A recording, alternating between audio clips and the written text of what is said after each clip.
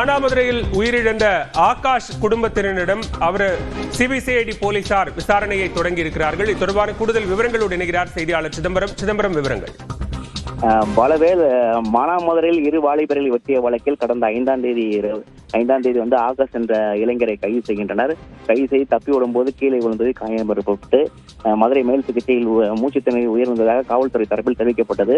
ஆனால் நீதிபதியின் வாக்குமூலத்தில் அவர் வந்து என்னை போலீசார் அடித்ததாகவும் காலை உடைத்ததாகவும் கூறிய நிலையில் அந்த வழக்கை சிபிசிஐடி வந்து SC/ST வழக்கு பதிவு செய்ய உத்தரவிட்ட நிலையில் தொடர்ச்சியாக உறவினர்கள் 5 நாட்களாக போராட்டம் நடத்திய நிலையில் நீதிமன்ற உத்தரவுப்படி அவர்கள் வந்து நேற்று போராட்டத்தை கைவிட்டனர். இந்நிலையில் சிபிசிஐடியினர் தொடர்ச்சியாக பல்வேறு இடங்களில் விசாரணை மேற்கொண்டு வருகின்றனர்.